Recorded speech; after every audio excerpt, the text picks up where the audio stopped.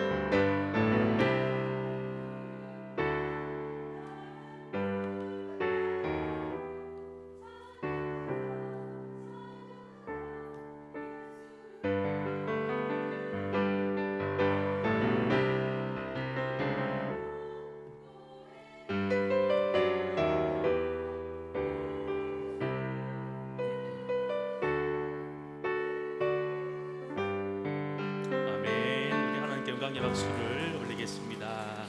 귀한 찬양 감사합니다. 앞으로 우리 교회 권사님 되실 분들이십니다. 네, 감사합니다. 우리 옆에 분들 한번 인사했으면 좋겠습니다. 식사 맛있게 하셨습니까? 우리 한번 인사했으면 좋겠어요. 네, 오늘 우리 권사님들 수고해 주셔서 맛있는 것 맛있게 먹을 수 있어서 너무 감사합니다. 지금 여러분들에게 있어서 가장 필요한 것이 무엇이죠? 엄마로서 또 아버지로서 부모로서 또 우리가 이 땅을 살아가면서 필요한 게 참 많죠. 여러분들에게 지금 뭐가 필요하죠? 청년들에게는 일자리가 필요한 친구들이 있고, 결혼을 앞두고 있는 친구들은 결혼을 할 수 있는 멋있는 신랑감 또 신부감이 필요하고, 물질에 어려움이 있는 분들은 물질의 여유가 좀 필요하고, 건강에 어려움이 있으신 분들은 건강의 어떤 그런 복, 건강의 어떤 강건함을 우리로 필요로 하는 경우들이 많지요. 모든 사람들은 무엇인가를 다 필요로 합니다. 그건 모두 다 다르지요. 근데 우리 믿음의 사람들, 물론 이 세상을 살아가는 데 있어서 필요한 것들이 참 많지만, 그래도 우리가 믿음의 사람으로서 이 땅에 정말 필요한 것이 뭐냐? 우리가 믿음의 사람으로 살아가는 데 필요한 것, 바로 순수한, 때묻지 않은, 변질되지 않은 복음이 아닌가라는 생각을 늘 해보게 됩니다. 지난주 제가 우리가 말씀으로 돌아갑시다 첫 번째 시간 함께 말씀을 나누면서 우리가 가지고 있어야 될 복음, 우리가 회복해야 될 복음이 뭐라고 얘기했습니까? 정말로 피 묻은 십자가의 복음. 한번 따라서 해볼까요? 피 묻은 십자가의 복음. 그리고 또 한 가지가 더 있습니다. 죄와 죽음을 이긴 부활의 복음. 죄와 죽음을 이긴 부활의 복음. 그렇습니다. 이렇게 피 묻은 십자가의 복음과 죄와 죽음을 이긴 이 부활의 복음, 여러분 지금 우리 믿음의 성도들에게 가장 필요한 것이 이렇게 변질되지 않고 때묻지 않은 순수한 복음이라는 거예요. 여러분, 우리 성도의 힘, 우리 교회의 힘, 믿음의 사람의 힘은 어디서 나온다고 생각하십니까? 물질, 아니면 권세, 명예, 물론 이것이 우리의 힘과 능력이 될 수 있지만 성도의 진정한 힘, 교회의 진정한 힘은 이렇게 변질되지 않은 순수한 복음에서부터 시작된다는 거예요. 그렇다면 지금 여러분들은 이렇게 변질되지 않은, 때묻지 않은 순수한 복음 가운데 거하십니까? 정말로 목회자로서 안타깝고 슬픈 것은 성도들이 순수한 복음에다가 무엇인가를 자꾸 양념하려고 한다는 거예요. 첨가하려고 한다는 거예요. 내 생각을 넣고, 내 경험을 넣고, 내 이념, 신념, 여러분 이런 것들을 자꾸 복음에다가 양념치듯이 뿌려놓으니 우리 복음이 뒤죽박죽돼 버리는 거예요. 십자가의 복음이 보이지 않고, 부활의 복음이 보이지 않고, 그저 내가 복음, 내가 좋은 복음, 내가 듣기 좋은 복음에만 머물러 있는 것이 아닌가라는 안타까운 마음들을 늘 가지게 된다는 거예요. 정말로 오늘 우리가 다시 한 번 더 말씀으로 돌아감으로 말미암아서 이 복음의 진정한 의미가 회복되어지는 그런 은혜가 있기를 간절히 소망합니다. 지난주 우리가 함께 나누었던 말씀을 한번 기억해 보십시다. 우리가 말씀으로 돌아가야 되는 첫 번째 이유는 바로 말씀이 우리의 능력이 되기 때문이라고 말씀을 드렸지요. 능력을 영어로 파워라고 합니다. 힘, 능력이라고 얘기하죠. 로마서 1장 16절에 바울은 뭐라고 얘기하고 있습니까? 우리 이 말씀 같이 한번 읽어볼까요? 내가 복음을 부끄러워하지 아니하노니 이 복음은 모든, 먼저는 유대인에게요 그리고 헬라인에게로다. 아멘. 이 복음은 모든 믿는 자에게 구원을 주시는 뭐가 된다고요? 하나님의 능력이 된다는 거예요. 여러분, 바울은 복음을 부끄러워하지 않았습니다. 왜냐하면 복음이 나의 힘이기 때문이죠. 복음은 지식이 아니에요. 복음은 도덕도 아니고 상식도 아니고 철학도 아닙니다. 복음은 저와 여러분에게 있어서 가장 강력한 능력이 되어야 된다는 거예요. 지난주 제가 이런 말씀을 드렸어요. 복음에는 두 가지 능력, 말씀에는 두 가지 능력이 있다고 했습니다. 죽이는 능력과 살리는 능력이 있다고 말씀드렸죠. 말씀은 무엇을 죽인다고 말씀드렸습니까? 부정적인 생각을 죽입니다. 죄를 죽이고, 교만을 죽이고, 거짓을 죽이고, 세속적인 것을 죽이는 힘이 말씀에 있다는 거예요. 우리가 말씀 가운데 거하면 죄의 속성이 사라집니다. 말씀 가운데 거하면 욕망이 사라집니다. 말씀 가운데 거하면 더럽고 추한 세상의 모든 죄악들로부터 소멸되어지는 은혜를 맛보게 된다는 거예요. 또 말씀에는 살리는 능력이 있다고 말씀드렸습니다. 말씀이 무엇을 살릴까요? 정말로 사람을 살리는 은혜가 있습니다. 염려와 근심을 사라지게 하고 주님의 소망이 살아나게 하는 능력이 말씀에 있다는 거예요. 말씀의 능력은 어떻습니까? 여러분, 우리에게 놀라운 변화의 능력을 선물해 주고 있지 않습니까? 하루하루 덧없는 소망 없이 살아가는 우리들에게 말씀이 들어오면 믿음으로 살아가는 역사가 일어날 줄 믿습니다. 그런데 어떻습니까? 많은 믿음의 성도들이 말씀 가운데 거하지 못하니까 죽일 것을 죽이지 못하는 거예요. 살릴 것을 살리지 못한 채 죽어야 될 것에 살아나는 역사가 일어나고 살아나야 되는 것을 죽이는 그런 어처구니 없는 일이 거꾸로 일어나고 있는 것이 우리의 실상의 모습들이 아닙니까? 저는 우리 동성교회 모든 성도들이 말씀 안에 거하면서 정말로 죽일 것은 죽이고 살릴 것은 살릴 줄 아는 그런 믿음의 사람들이 다 될 수 있기를 주의 이름으로 간절히 축원합니다. 오늘 두 번째 시간입니다. 우리가 왜 말씀 가운데 거해야 되느냐? 말씀이 우리의 유일한 답이기 때문이지요. 우리 한번 따라서 해볼까요? 말씀은 우리의 유일한 답입니다. 우리가 오늘 함께 읽은 디모데후서 3장 15절부터 16절까지 말씀은 말씀이 무엇인지를 우리에게 잘 설명해 주는 구절이지요. 우리 같이 한번 눈을 크게 뜨고 디모데후서 3장 15절부터 17절 같이 한번 말씀 읽어보도록 하겠습니다. 또 어려서부터 성경을 알았나니 믿음으로 말미암아 구원에 이르는 지혜가 있게 하느니라. 모든 성경은 하나님의 감동으로 된 것으로 교훈과 책망과 바르게 함과 의로 교육하기에 유익하니 이는 하나님의 사람으로 온전하게 하며 모든 선한 일을 행할 능력을 갖추게 하려 함이라. 아멘. 여러분, 성경은 그냥 기록된 것이 아니에요. 성경은 하나님의 감동으로 기록되어져 있습니다. 성경은 인간의 이성과 감정으로 기록된 것이 아니라 하나님의 감동으로 기록되어져 있다는 거예요. 또 기억하시기 바랍니다. 성경은 단순한 세상의 지식과 지혜를 가르쳐주는 책이 아니라는 거예요. 우리의 구원의 문제가 이 성경에 기록되어져 있다는 거예요. 그렇기 때문에 우리가 말씀을 가까이 해야 되는 이유가 말씀을 통해서 하나님의 뜻을 알아갈 수 있는 거예요. 말씀이 없으면 제가 지난주에도 강력하게 말씀드렸지만 내 소견에 오른 대로 살아갈 수밖에 없는 거예요. 말씀이 없는 자리에 무엇이 차지해 버릴까요? 더 악한 것이 우리 속에 정말로 또하리칠 수밖에 없기에 우리는 다시 한 번 더 말씀으로 돌아가야 된다는 거예요. 많은 교회에 여러 가지 아픔, 분쟁과 갈등의 원인들이 있습니다. 교회들마다 다투고 교회들마다 싸우는 이유가 여러분 어디 있다고 생각하십니까? 우리 경동노예 안에도 다투는 교회, 싸우는 교회들이 좀 많은 것 같아요. 그 교회들을 보면 공통적인 변하지 않는 특징들이 있습니다. 말씀이 없어요. 말씀은 사라져버리고 자신들의 주장과 자신들의 생각밖에 없다는 거예요. 만약에 하나님의 말씀이 그들 속에 있다면 다투지 않는다는 거예요. 합력하여 선을 이루고 합력하여 하나님의 뜻을 이루기에도 바쁜 이 시간 속에 여러분, 말씀이 없으니 서로 내가 옳니 네가 그렇댔더니 이런 부정적인 말로 서로 다투고 정말로 갈등하고 갈라서고 있는 것이 아니냐는 거예요. 다시 한번 더 여러분들 마음속에 여러분, 세상의 것이 아니라 하나님의 말씀으로 여러분들의 마음속에 가득 차 넘칠 수 있기를 주의 이름으로 간절히 축원합니다. 오늘 나대배 시간 때 15만 번 기도 응답의 사람이었던 조지 물러 목사님에 대한 이야기를 여러분들에게 드렸습니다.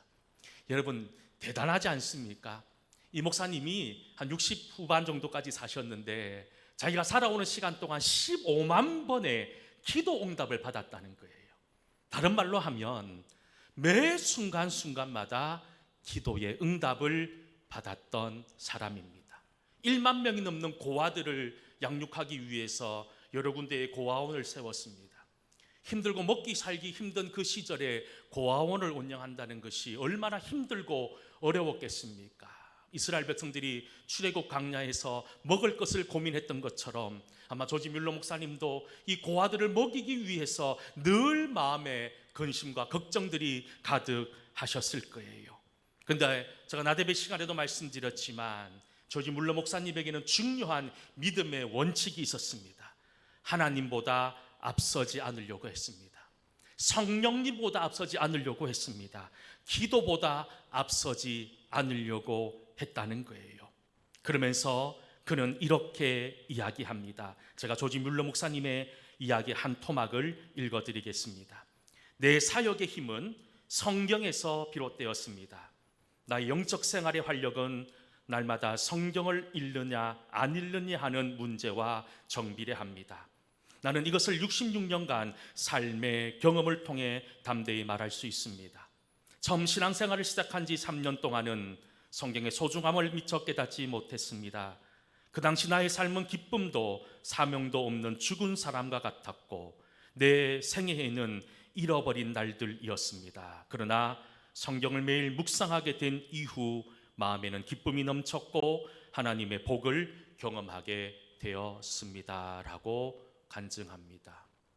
조지 물러 목사님은 15만 번의 기도 응답을 받았습니다. 중요한 것은 기도하기 전에 말씀을 읽었다는 거예요. 말씀을 읽고 말씀이 가르치는 곳으로 향하다 보니 하나님의 기도 응답이 일어나기 시작했다는 거예요. 여러분들은 사실 기도하기도 힘들잖아요. 기도하기에 바쁜 시즌들을 보내고 있습니다. 기도하기 전에 말씀 읽는 건 더 힘들어지겠지요.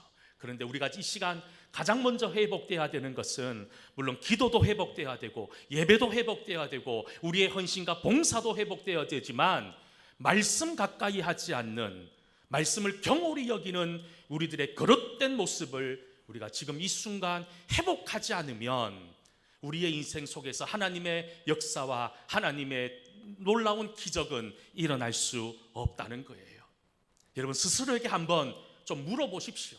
나는 지금 얼마나 말씀을 가까이 하고 있습니까? 하나님, 나는 얼마나 말씀을 묵상하고 말씀대로 살아가고 있습니까? 여러분, 이것은 우리의 생존과 관련된 질문인 것을 잊지 않기를 간절히 소망합니다. 말씀을 회복하셔야 되는 거예요. 말씀을 읽으셔야 되는 거예요.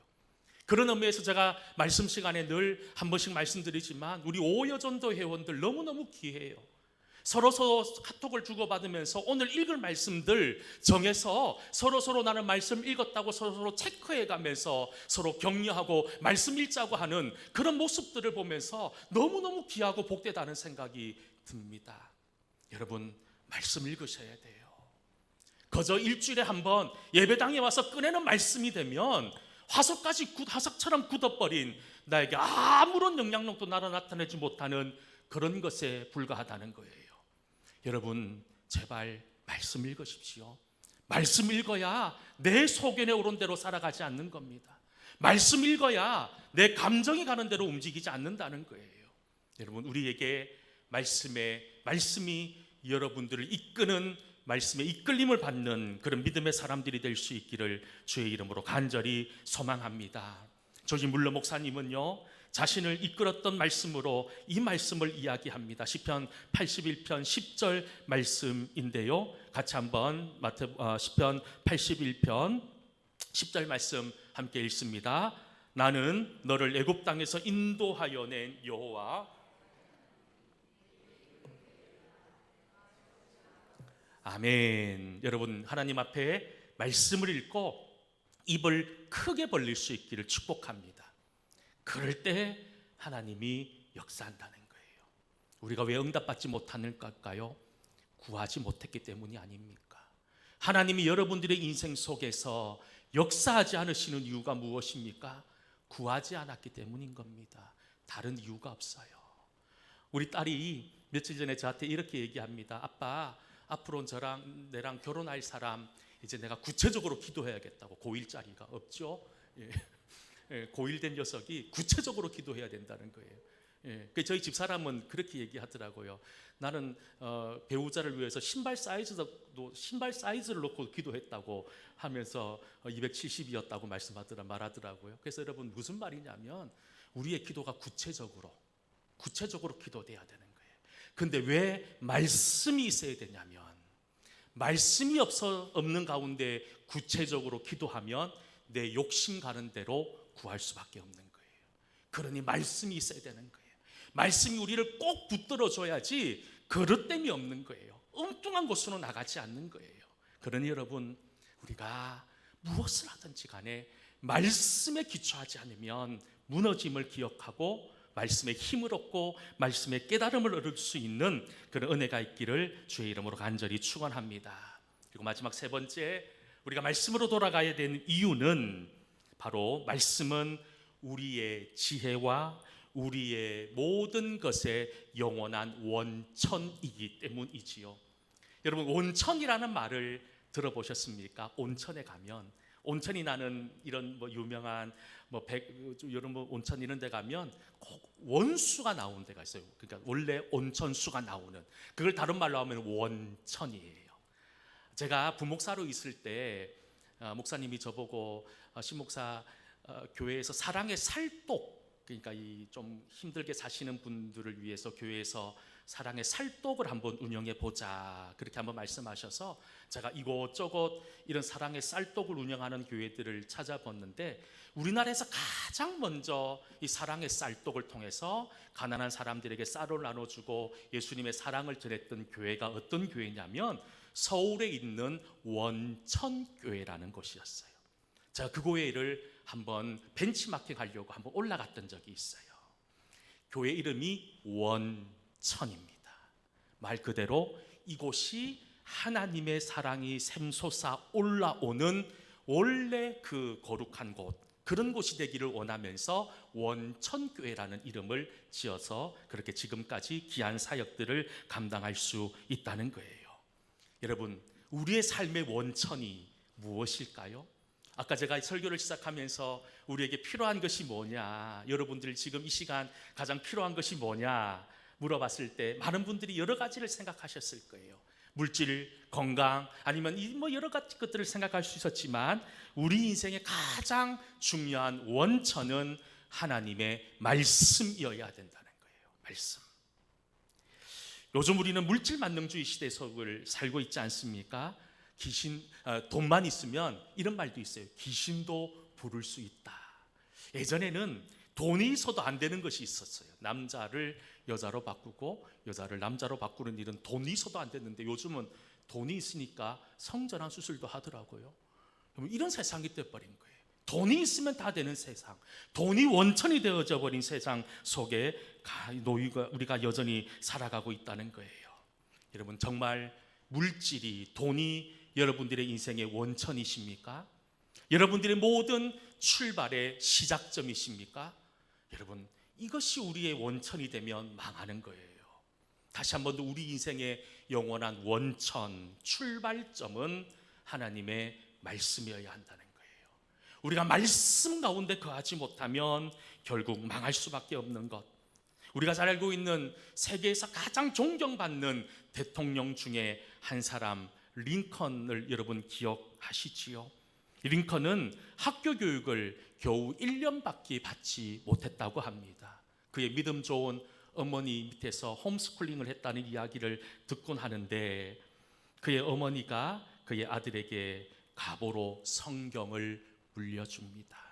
그러면서 그 성경에 이런 메모를 적었다고 합니다. 내가 내게 100에이커의 땅을 물려주는 것보다 이 한 권의 성경책을 물려주는 것을 더 기쁘게 생각한다. 너는 성경의 사람이 되어라. 그리고 하나님의 사람, 이웃을 사랑하라. 이것이 내가 너게 하는 마지막 부탁이다라고 얘기합니다. 사랑하는 우리 부모님들, 다 부모님들이잖아요.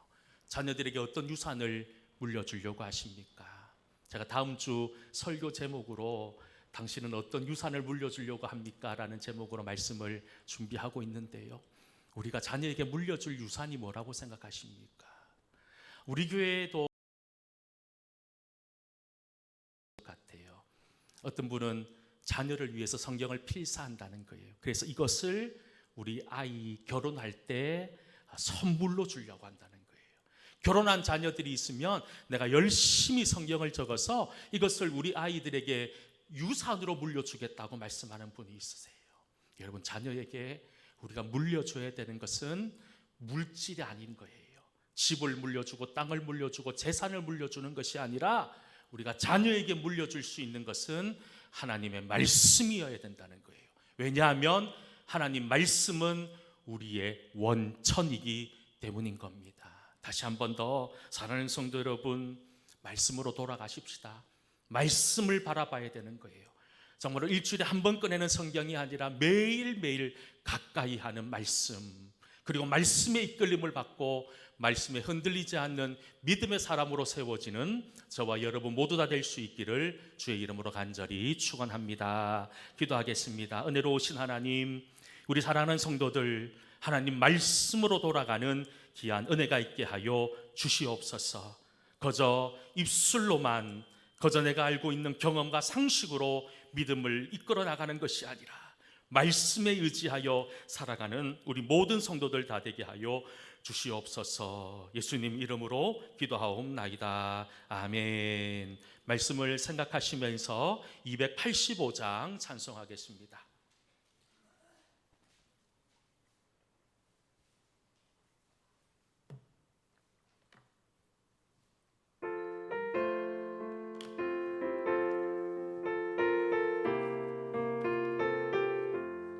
주의 말씀 받은 그날 참 기쁘고 복되도다. 이 기쁜 마음 못 이겨서 온 세상에 전하노라. 기쁜 날 주 나의 죄 다 씻은 날 늘 깨어서 기도하고 늘 기쁘게 살아가리.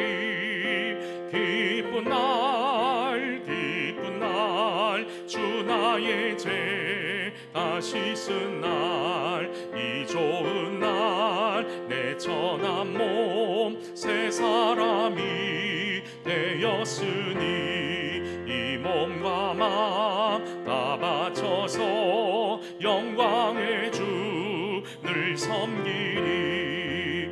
기쁜 날 주 나의 죄 다 씻은 날 늘 깨어서 기도하고 늘 기쁘게 살아가리.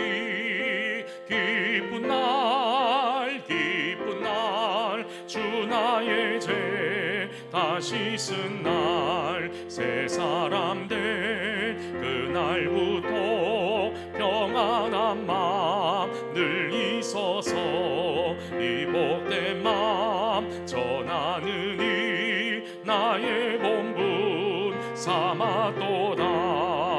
기쁜 날 주 나의 죄 다 씻은 날 늘 깨어서 기도하고 늘 기쁘게 살아가리. 기쁜 날